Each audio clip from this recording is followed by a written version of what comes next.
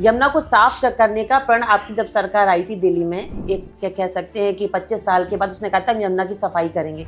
कई तरीके के एक सवाल आम आदमी पार्टी ने भी उठाए कि नहीं, झाग है, केमिकल्स डाल रहे हैं, यमुना का जल और ज़्यादा कंटेमिनेटेड कर रहे हैं। और अभी तो ये भी है कि क्रूज ला करके भी चलाएंगे मुंबई से, तो क्या सैंड छिड़केंगे पानी में, क्या करेंगे? 12 सालों में जो केंद्र सरकार ने कई हजार करोड़ रुपए यमुना को साफ करने के लिए दिया, उस पैसे का सदुपयोग कभी केजरीवाल जी ने नहीं करा। अरविंद केजरीवाल महाधूर्त, झूठा। ममता बनर्जी सिर्फ मुस्लिमीकरण कर रहे हैं। पूरे देश में अगर बात करें तो दिल्ली और नोएडा पहले या दूसरे नंबर पे आते हैं।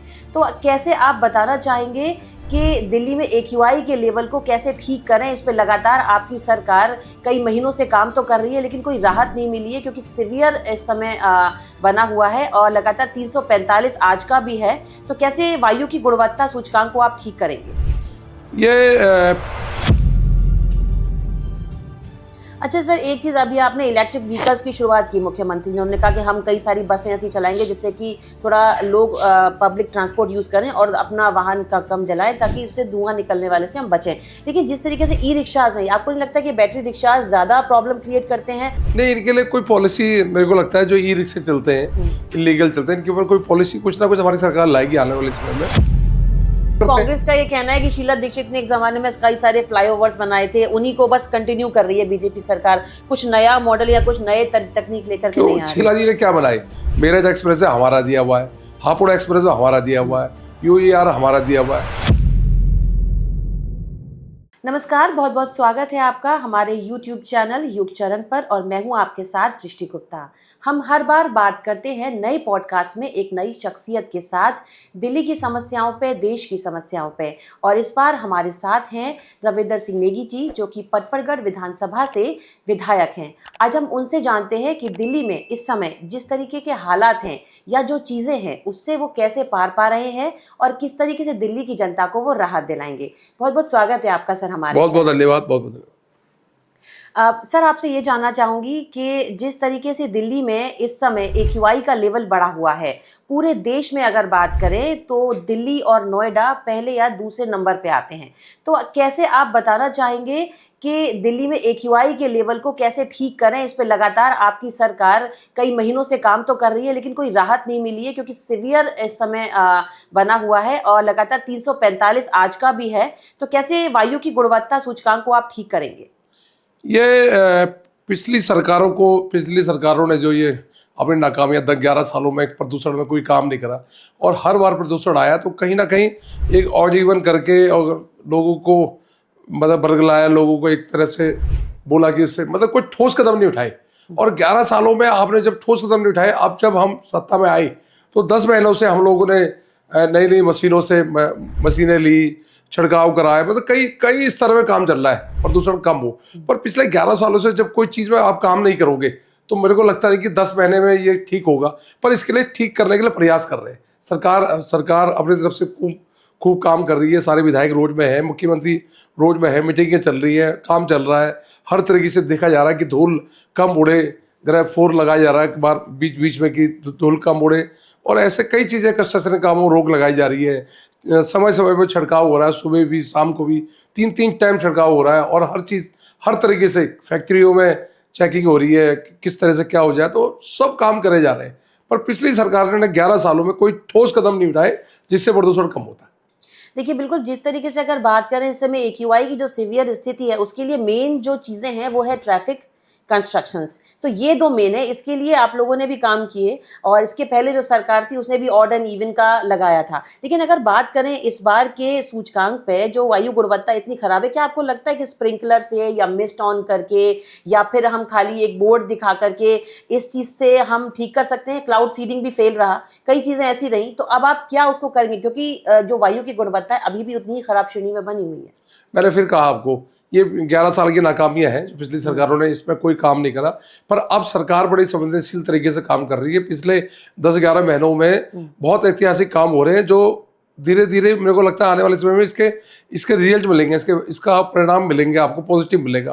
क्योंकि पिछली सरकारों में सिर्फ ऑड इवन करके या red light on red light of करके प्रदूषण कम नहीं होते। जब तक आप कोई ठोस काम नहीं करोगे, आप जितनी फैक्ट्रियाँ हैं जो इलीगल फैक्ट्री चल रही है, उनमें लगाम नहीं लगाओगे, आप कई चीज़ें नहीं करोगे, तो तब तक मेरे को लगता नहीं कोई काम हो पाएगा। तो उनमें काम चल रहा है आजकल, और मुझे उम्मीद है पूरी बहुत जल्दी हमें इसमें राहत मिलेगी। अच्छा, एक बात करें अगर इलीगल कंस्ट्रक्शन की, जैसे सड़क हैं आपकी, सड़कों पे जितनी धूल मिट्टी उड़ती है, दीजिए कि 57 सड़कें ऐसी हैं जो कि बहुत ज़्यादा धूल को प्रोड्यूस करती हैं, तो उसको उस पे आप सड़क अच्छी बनाएंगे या क्या करेंगे जिससे कि धूल के कण ना जमे और वायु में इतना ज़्यादा लोगों को सांस लेने में दिक्कत ना हो? क्योंकि एक तो ट्रैफिक से निकलने वाला धुआं, कंस्ट्रक्शन का धूल जो मिलती है उसमें, ये बहुत ज़्यादा हवा को सीवियर बना देता है। नहीं, मैंने फिर कहा, पिछले 11-12 सालों में जो कंस्ट्रक्शन था, जो फुटपाथ थे, आप रोड के किनारे फुटपाथ देखेंगे, टूटे थे, फूटे थे, और जो डीटी की सड़कें थी वो बिल्कुल उस पर धूल उड़ती थी। पर अभी 11 महीनों में सारी एजेंसियों को बुलाकर दिल्ली की सीएम मुख्यमंत्री ने उनको साफ निर्देश दे दिए हैं, चाहे टीटीए की लैंड हो, चाहे फ्लड की हो, चाहे एमसीडी की हो, चाहे पीडब्ल्यूडी की हो, उसको उनमें निर्माण करने का काम शुरू कर दिया गया है।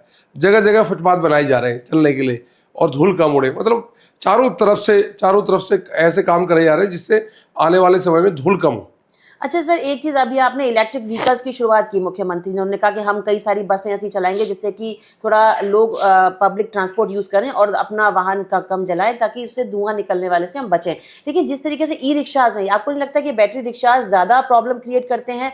क्योंकि बहुत ज़्यादा ट्रैफिक इनकी वजह से जाम होता है और कई बाहर से जो लोग आते हैं, कई राज्यों के जो लोग आते हैं, वही सब चलाते हैं और कई कंस्ट्रक्शन का काम करते हैं। तो क्या देखते हैं आप दिल्ली पे, आपको लगता है कि दिल्ली पे जो अन्य बाहर के राज्यों के लोग आ रहे हैं उनका कुछ खास फर्क पड़ता है, या उन लोगों को अपने अपने राज्यों में चले जाना चाहिए जो दबाव है दिल्ली पे? नहीं, इनके लिए कोई पॉलिसी मेरे को लगता है, जो ई रिक्शे चलते हैं, इलीगल चलते हैं, इनके ऊपर कोई पॉलिसी कुछ ना कुछ हमारी सरकार लाएगी आने वाले समय में।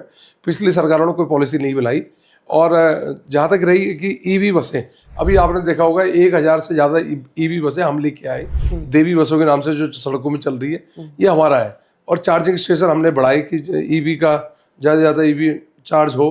तो इस तरह से हम कई पॉलिसी हम धीरे धीरे ला रहे हैं कि आने वाले समय में उसका परिणाम मिले, हमें फल मिले, उस पर काम चल रहा है। और मुझे लगता है कि जो इलीगल ये ई रिक्शे चलते हैं, चाहे जो गाड़ियाँ चलती हैं जिनको 15 साल हो गए, उनमें भी हमने अभी बीच में, आपने देखा होगा, बिना कोई पीयूसी नहीं कराएगा तो उसको तेल नहीं मिलेगा, ये पॉलिसी हम लाए। पहले की सरकार ला सकती थी, पर उन्होंने सिर्फ ऑड इवन करके या लाल बत्ती ऑन ऑफ करके करा, जो भी सबने देखा। पर हमने कहा कि कोई भी गाड़ी 15 साल पुरानी, 10 साल पुरानी, जब तक उसका पीयूसी नहीं हो तो उसको पेट्रोल नहीं मिलेगा। और ये सख्ती हमने करी। चलिए, एक दूसरा मुद्दा मैं आपसे बात करना चाहूंगी, यमुना के जल का। यमुना को साफ करने का प्रण आपकी जब सरकार आई थी दिल्ली में, एक क्या कह सकते हैं कि 25 साल के बाद उसने कहा था हम यमुना की सफाई करेंगे। पहली बार मुख्यमंत्री ने यमुना की पूजा की, माँ यमुना की पूजा की और फिर काम को शुरू किया। लेकिन जिस तरीके से इस बार छठ के पर्व में कई तरीके के सवाल आम आदमी पार्टी ने भी उठाए कि नहीं, झाग है, केमिकल्स डाल रहे हैं, यमुना का जल और ज़्यादा कंटामिनेटेड कर रहे हैं, और अभी तो ये भी है कि क्रूज ला करके भी चलाएंगे मुंबई से, तो क्या सेंट छिड़केंगे पानी में, क्या करेंगे? नहीं, मैंने फिर कहा आपको, मैंने कहा कि हर 11-12 सालों में जो केंद्र सरकार ने कई हजार करोड़ रुपए यमुना के साफ करने के लिए दिया, उस पैसे का सदुपयोग कभी केजरीवाल जी ने नहीं करा। उसका सदुपयोग अपना प्रचार, अपना ऐड, अपनी सरकार की ऐड करना, वो किया। अगर सही मायने में अगर पैसों का उपयोग करा होता तो आज यमुना साफ होती। हर बार 2015 में सत्ता में आए, बोला कि यमुना 2020 में हम डुबके लगवा देंगे, 2020 आया, बोला हम 25 में डुबके लगवा देंगे, 25 जैसी आया तो बोला फिर हम चुनाव के बाद डुबके लगाएंगे। मतलब एक हर बार एक डेट बढ़ाई जाए। और हर बार जो छठ पूजा का जो आयोजन था, जो भव्य आयोजन जो सरकारें करती थी, उस आयोजनों को पिछले 10 साल से यमुना के किनारे रोका गया। उस पर आरोप, उस पर बहाना दिया कि एनजीटी की रोक है, उसमें बहाना दिया कि कोर्ट की रोक है, जबकि पता चला कोई एनजीटी की रोक नहीं थी, कोर्ट की रोक नहीं थी। पर इनकी मंशा नहीं थी कि हिंदुओं के पर्व को बनाया जाए दिल्ली में। हम आए, हमने कहा, हमारी सरकार ने कहा कि हम भाई छठ पूजा भव्य बनाएंगे। हमारे मोदी जी ने कहा कि दिल्ली में भाजपा की सरकार आएगी तो सारे ये यमुना साफ होगी। पर 11 साल 12 साल कोई काम नहीं कर रहा आपने, और 11 महीने में मुझे लगता है कि बहुत जल्दी होगा कि हम कहते हैं कि यमुना बिल्कुल साफ हो। पर 11 महीनों में हम कोशिश कर रहे हैं। अभी आपने देखा होगा कि एक प्रवेश वर्मा जी एक विदेश से एक मशीन लेके आए साफ करने के लिए, और वो मशीन ने काम करना चालू कर दिया। अगर इनकी नीयत अच्छी होती आम आदमी पार्टी की, तो ये भी ला सकते थे, पर ये नहीं लाए और हम वो मशीन लाए। अभी जो आपने क्रूज की बात कही, हम क्रूज ला रहे, लोग यमुना माँ को देखेंगे, लोग चढ़ेंगे और उसमें जाएंगे, चढ़ेंगे और घूमेंगे। पर यमुना को बिल्कुल साफ करने का जो टाइम बाउंड है, वो हमने बार बार कहा कि 2029-2028 तक ये यमुना बिल्कुल क्लीन मिलेगी आपको। पर अब उस पर सफाई का काम चालू हो चुका है। पहले एक गंदे नाले में तब्दील थी यमुना, अब कम से कम STF प्लांट के द्वारा कौन से नाले उसमें गिरेंगे, कौन से नहीं गिरेंगे, कैसे क्या होगा, ये सारे सब में काम चल रहा है। एक बात तो मैंने देखी है दिल्ली के विकास को लेकर के कि GDA के पार्क्स आप लोगों ने बहुत खूबसूरत बना दिए हैं, चाहे वो बसेरा पार्क हो, तो उसके आसपास के जो आप लोग एक नया एनवायरनमेंट क्रिएट करने की कोशिश कर रहे हैं कि लोग दिल्ली के आए, वहाँ पे एंजॉय करें, नाइट लाइफ एंजॉय करें, उसको लेकर के आप लोग किस तरीके से काम को और आगे बढ़ा रहे हैं, क्योंकि कई पार्क बहुत खूबसूरत हो गए। ये पार्क सारे ही खूबसूरत मिलेंगे आपको, चाहे बसेरा हो गया, चाहे ये सराय काले खां के पास है वो हो गया, ऐसे बहुत सारे पार्क। पर इन पार्कों को कब देखा लोगों ने? जब केजरीवाल की सरकार गई, जब BJP की सरकार आई, हमने जब प्रमोट किया इनको, हमने जब बताया लोगों को हम ये कर रहे हैं, तब लोगों ने देखा कि ऐसे पार्क दिल्ली में बने। नहीं तो केजरीवाल ने कभी प्रमोट नहीं होने दिया, उनको लगता था कि BJP को वाह ही लूट लेंगे BJP वाले। तो आज आप देखेंगे कई सौ एकड़ में पार्क बने। आप जब उनमें एंट्री करते हैं, बस आप इसमें असीता में जाएंगे, जो असीता आइटो के पुल के पास है, असीता में जाएंगे, असीता में देखकर आप खुद हैरान हो जाएंगे। 125 एकड़ में फैला हुआ पार्क है और उसमें 50 रुपए की एक चार्ज लगा रखा है कि उसको मेंटेन रहे, पर उसके अंदर आप जाएंगे तो आपको लगेगा कि आप दूसरी दुनिया में आ गए। तो ये काम हमारी सरकार ने किए। आज प्रदूषण की जब हम बात करते हैं, जितने भी हाईवे बने, जो बाहर से बाहर गाड़ियां चले आई, हमने बनाए। चाहे UER हो, चाहे मेरठ एक्सप्रेस वे हो, हापुड़ एक्सप्रेस वे हो, सारे हाईवे हम निर्माण करते हैं। कांग्रेस का ये कहना है कि शीला दीक्षित ने एक जमाने में कई सारे फ्लाईओवर्स बनाए थे, उन्हीं को बस कंटिन्यू कर रही है BJP सरकार, कुछ नया मॉडल या कुछ नए तकनीक लेकर के नहीं आ रही। शीला जी ने क्या बनाए? मेरठ एक्सप्रेस हमारा दिया हुआ है, हापुड़ एक्सप्रेस हमारा दिया हुआ है, UER हमारा दिया हुआ है, सारे पेरिफेरल हाईवे हम ही दे रहे हैं, हमने बनाए। शीला जी ने क्या बनाया? शीला जी अंदर के दिल्ली के अंदर कुछ फ्लाईओवर उन्होंने बनाए, जरूर बनाए होंगे, पर मुझे लगता है कि 11-12 सालों में इन सरकार ने, आम आदमी पार्टी सरकार ने, कोई भी उस पर ऐसा कोई काम नहीं करा जिनसे लोगों को लाभ मिलता। एक यमुना से जुड़ा हुआ और सवाल पूछना चाहूंगी। हर साल यमुना में बाढ़ आती है और जो भी लोग उसके नीचे एरिया में रहते हैं, वो चाहे उत्तर प्रदेश से हो, चाहे बिहार से हो, या अन्य राज्यों से भी दिल्ली में आकर के बहुत सारे लोग रहते हैं, वो फिर बाहर सड़क पे आ जाते हैं। उनके रहने के लिए आप लोग राहत शिविर लगाते हैं, खाने पीने की व्यवस्था करते हैं, कोई परमानेंट सोल्यूशन? वो एक्चुअल में क्या है, डोब एरिया है जहाँ पे पानी कभी भी जब पानी छोड़ा जाता है पीछे से, तो वहाँ पानी आता ही आता है। तो इस बार फिर भी हमारी सरकार की सतर्कता से, और दिल्ली ने एक ऐसा मंजर भी देखा, दिल्ली हम राजधानी है आज, दिल्ली को जब दिल्ली हम बोलते हैं तो हमें ध्यान आता है कि हम भारत की सबसे खूबसूरत दिल्ली होनी चाहिए।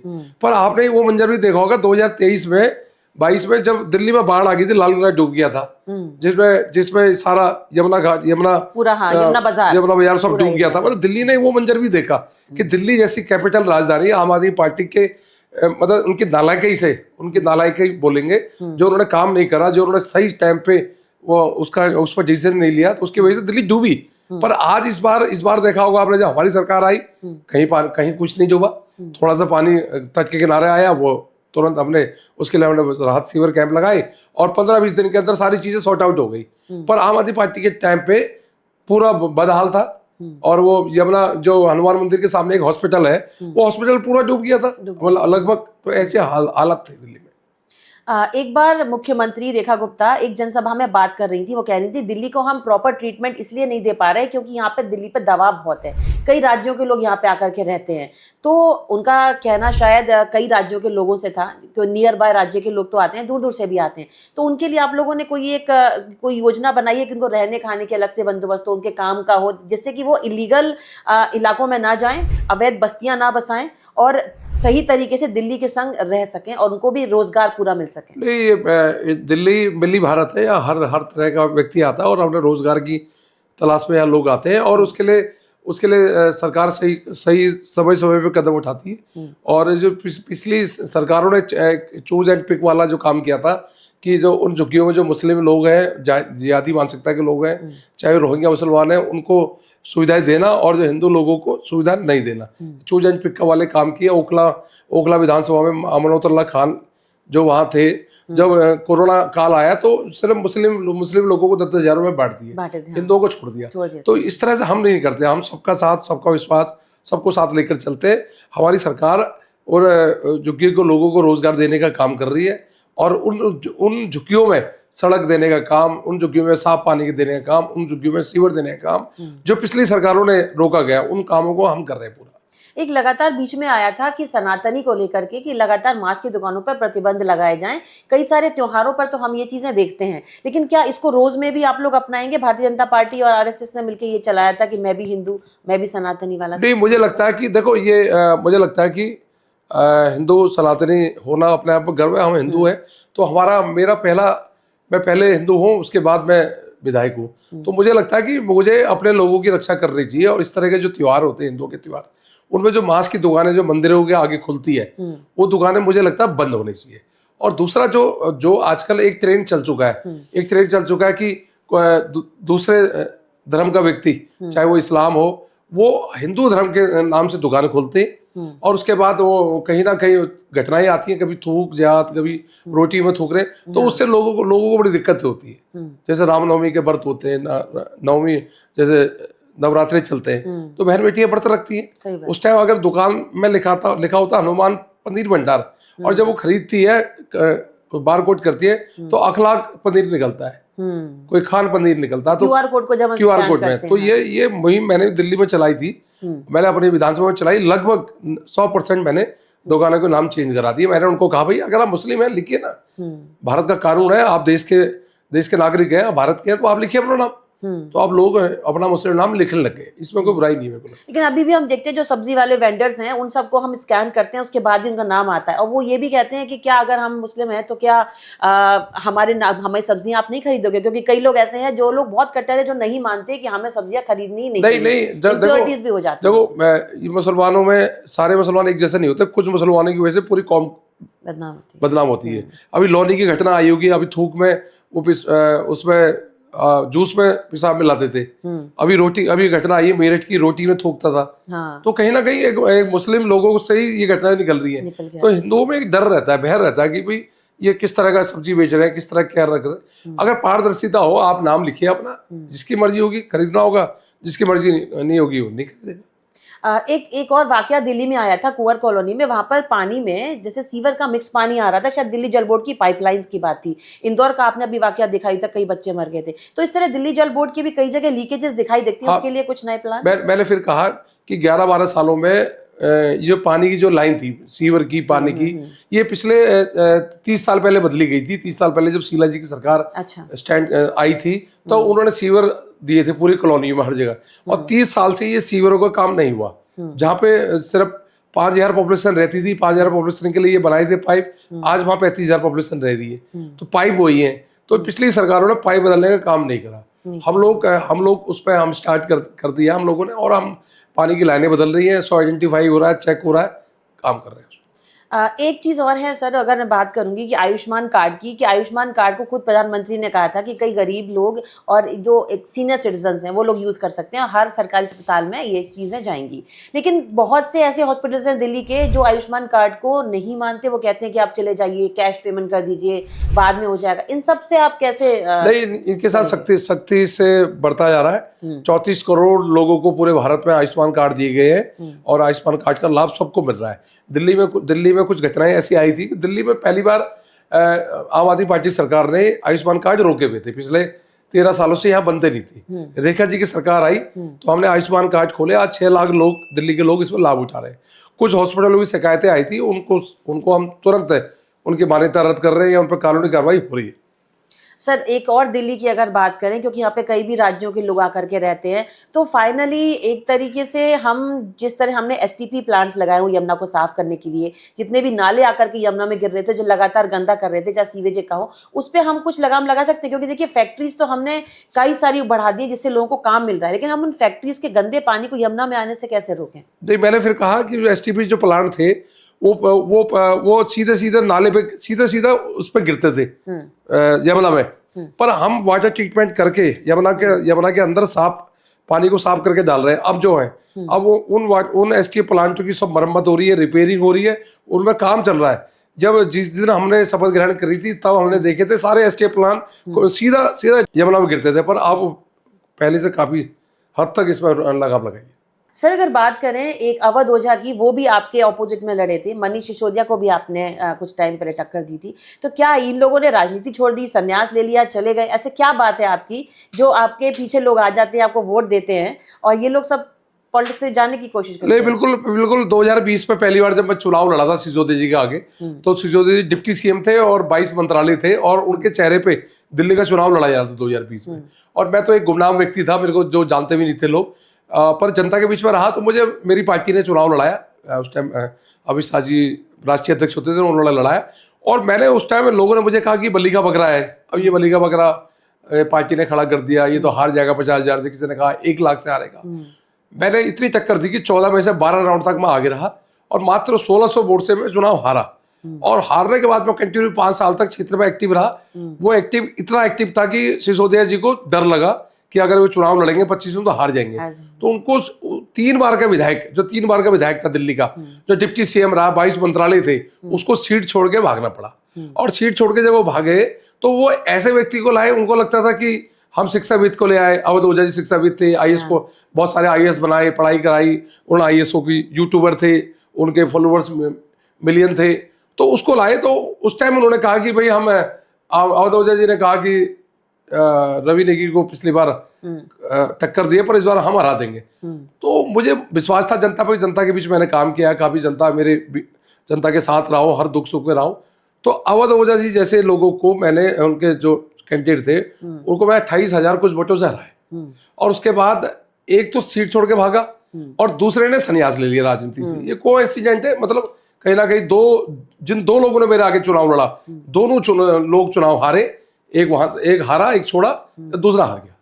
अभी आपने बताया कि एक भाजपा एक ऐसी पार्टी है जो कि आम कार्यकर्ता को भी उसके अच्छे काम से ऊपर उठा लेती है। इसका एक उदाहरण मैंने अभी देखा कि कल ही हमारे राष्ट्रीय अध्यक्ष नितिन नवीन जी चुने गए हैं और उन्होंने भी ये कहा कि बांकीपुर से मैं विधायक रहा था, लेकिन इतना बड़ा एक राष्ट्रीय अध्यक्ष का पद मुझे दिया गया, 45 साल से मैं लगातार सेवा कर रहा था। तो कैसे देखते हैं नितिन नवीन जी को इतने बड़े पद से? देखो, ये कार्यकर्ताओं की बेस्ट पार्टी है। यहाँ परिवारवाद, जातिवाद नहीं चलता।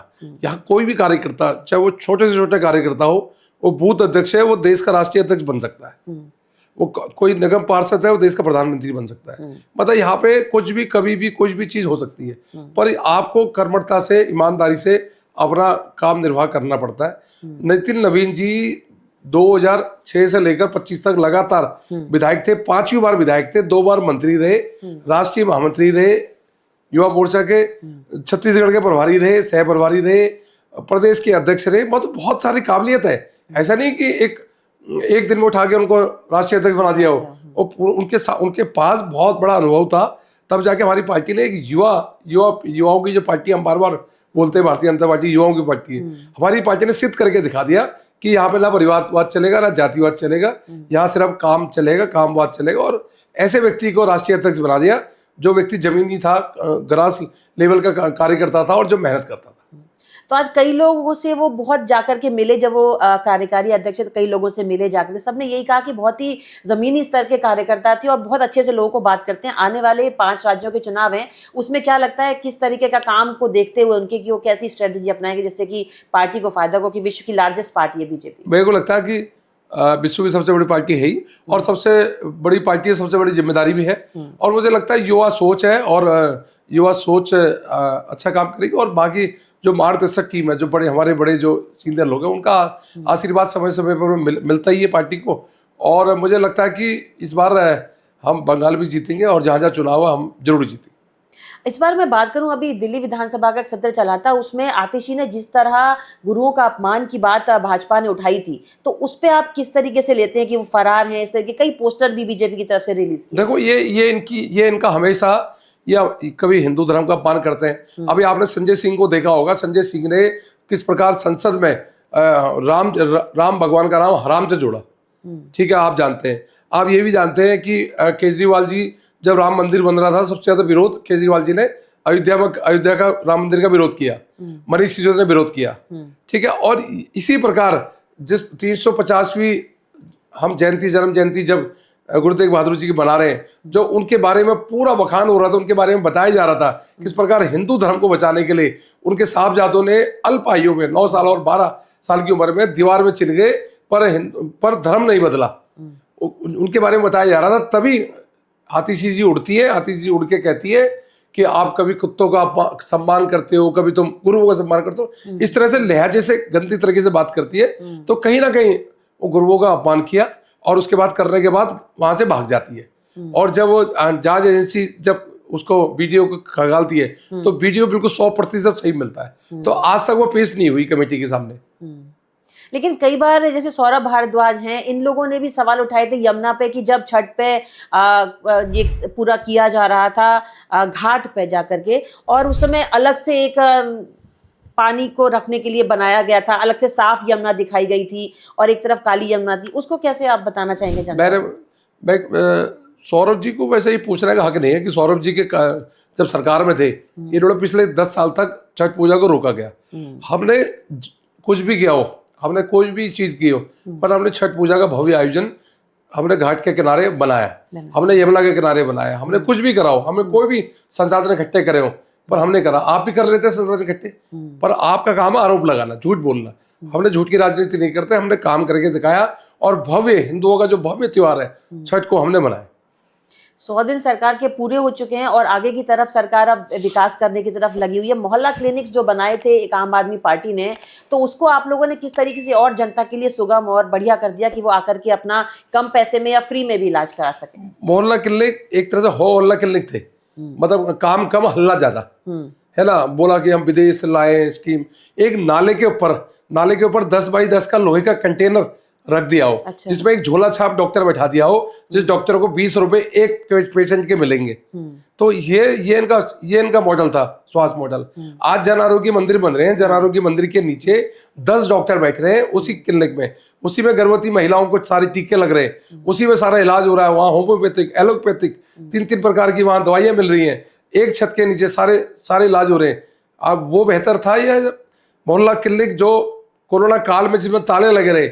हाई कोर्ट की टिप्पणी थी, हाई कोर्ट ने कहा जब इन मोहल्ला क्लिनिक में कोरोना काल में कोई वैक्सीन नहीं लगी, कोई दवाई नहीं मिली, तो इनको खोलने का कोई हक नहीं है, ये ताले लगनी चाहिए। ये हाई कोर्ट की टिप्पणी थी। आपने स्वास्थ्य के साथ खिलवाड़ किया लोगों के साथ। पर आज जन आरोग्य मंदिर बन रहे। सबसे बड़ी बात, जन आरोग्य मंदिर बनने के लिए 2018 में केंद्र सरकार ने पैसे दिए कि आप दिल्ली में आप जन आरोग्य मंदिर बनाइए और दिल्ली के लोगों का स्वास्थ्य ठीक करिए। पर वो उस पैसे का उपयोग इन्होंने नहीं करा, क्योंकि ये नहीं चाहते थे कि प्रधानमंत्री जी की वाहवा हो। अगर ये पैसा खर्च होता वाहवा प्रधानमंत्री की होती। और उसके बाद जब हम सत्ता में आए, ये पैसा 2026 में लैप्स हो जाएगा अब मार्च में, पर हमने फटाफट इस पैसे को उपयोग करा और 1100 हमारी टारगेट है, 1100 हम खोलेंगे। और मुझे लग रहा है कि 1100 को हम जन आरोग्य मंदिर दिल्ली में खोलेंगे।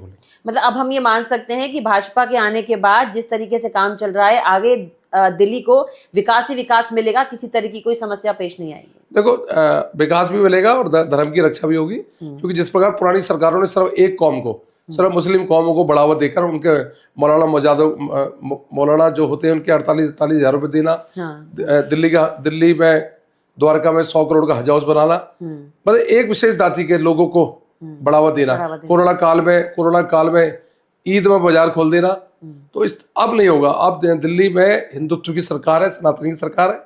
यहाँ कावड़ सेवा हमने चलाई अभी इस टाइम, तो हमने खूब सारे कैंप खोले। यहाँ जब अभी रामलीला हुई, हमने 10 की जगह 12 बजे का टाइम रखा। और यहाँ अभी छठ पूजा का आयोजन भव्य सबने देखा। अभी उत्तरायणी का कार्यक्रम जो उत्तराखंड के लोगों का होता है, उस त्योहार को बड़ी धूमधाम से हमारी रेखा गुप्ता जी स्वयं मेरी विधानसभा में आई। तो हम लोग हिंदुत्व के सारे त्योहारों को बढ़ चढ़कर दिल्ली में मना रहे हैं। सर, आपसे जानना चाहेंगे कि जिस तरह दिल्ली की शिक्षा नीति की बात करें, आम आदमी पार्टी ने इसमें बहुत सुर्खियां बटोरी थी कि उन्होंने कई सारे विद्यालय अच्छे बना दिए, नई शिक्षा नीति बना दी, लोगों को फायदा दिया। आपको क्या लगता है, भाजपा आई उसने कुछ नई शिक्षा नीति लाई है या बदलाव किया, या क्या नया आप लोग? देखो, सबसे बड़ी बात, पिछली सरकारों ने सिर्फ भ्रष्टाचार किया, बड़ी बड़ी बिल्डिंग बना दी और बिल्कुल चमका दी, अपने जो दलाली खाई, दलाली का पैसा खाया। और सबसे बड़ी बात, कड़ी पत्थर की आयरन गार्डन में बिल्डिंगें स्ट्रक्चर खड़ी कर दिए। और स्कूलों में पढ़ाई का स्तर इतना गिरा दिया कि 9वीं क्लास का बच्चा अगर फेल होता है तो उसको दोबारा 9वीं में दाखिला नहीं दिया गया।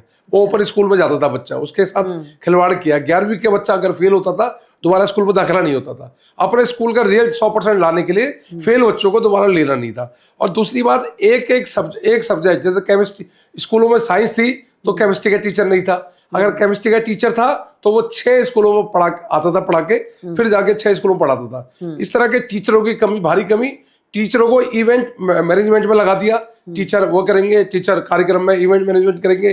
टीचरों को जो असली काम था पढ़ाई का, उस काम से उनको दूर रखा गया। पर हमारी सरकार पहले दिन से ही पब्लिक स्कूलों की जो मनमानी थी पिछली सरकारों में, जो पब्लिक स्कूलों की साठ गांठ रहती थी केजरीवाल सरकार से, और अंडर टेबल कई 100 करोड़ रुपए हर बार लिए जाते थे और फीस बढ़ाई जाती थी। इस बार हम लोग कानून लाए, हमने कहा कि फीस, हम स्कूल पॉलिसी लाए जिसमें हमने कहा कि फीस बिल्कुल नहीं बढ़ेगी, और उसके लिए हमने बाकायदा कानून बनाया, बाकायदा हमने मंत्री उस कैबिनेट ने पास किया और विधानसभा में बिल पारित किया। हमने कहा कि जो फीस स्कूलों की फीस है प्राइवेट स्कूलों की, वो 3 साल में एक बार बढ़ेगी, और 3 साल में एक बार जब बढ़ेगी उसमें 10 लोग उसी स्कूल के बच्चों के पेरेंट्स होंगे। अगर वो चाहेंगे कि बढ़ानी है तो बढ़ेगी, अगर वो चाहेंगे नहीं बढ़ानी तो नहीं बढ़ेंगे। हमने पारदर्शिता दिखाई। हमने मतलब मैनेजमेंट और स्कूल के जो अध्यापक हैं उनके बीच में आपने तालमेल बिठाने की कोशिश तालमेल बिठाई। हमने एक ऐसा कमेटी बनी है 10 जनों की, जिसमें स्कूल के जो बच्चे पढ़ रहे हैं उनके पेरेंट्स होंगे, और वो 10 पेरेंट्स जब कहेंगे 3 साल में फीस बढ़ेगी, अगर वो चाहेंगे 3 साल में बढ़ानी है तो बढ़ेगी, अगर वो 10 पेरेंट्स कहेंगे नहीं बढ़नी तो फीस नहीं बढ़ेगी। ये सारी लगाम हमने अभिभावकों के हाथ में दे दिया कि आपके बच्चे स्कूल में पढ़ रहे हैं, आप ही फीस तय करिए। ये हमारी सरकार ने करके दिखाई। अभी से कुछ दिन पहले एक फैसला हो रहा था आवारा कुत्तों को लेकर के, तो एक बड़ा हास्यास्पद सा मामला था। उन्होंने कहा था कि भाजपा ने कई शिक्षकों को कुत्तों को गिनने में लगा दिया। ऐसा क्या था ये देखो, ये तो मैंने फिर कहा, ये तो अपमान करते थे। जब ये इनकी सरकार थी, ये शिक्षकों को पानी पिलाने में, नाश्ता परोसने में, अवभगत में लगाते थे। ये जो उनका मूल काम था पढ़ाई का, उससे दूर रखते थे। अभी कुत्तों की गिनती का जब मामला है, इन्होंने झूठ बोला दिल्ली के सामने कि कुत्तों की गिनती दिल्ली सरकार के टीचर करेंगे। ऐसा कोई सर्कुलर जारी करा, जबकि कोई सर्कुलर हमने जारी नहीं करा। और हमने इसकी मांग विधानसभा में रखी। हमने कहा कि इनको देश के सामने माफी मांगनी चाहिए। कहीं ना कहीं उन करोड़ों टीचरों की आस्था में ठेस पहुंचाई इन्होंने इस तरह से भाषा करके।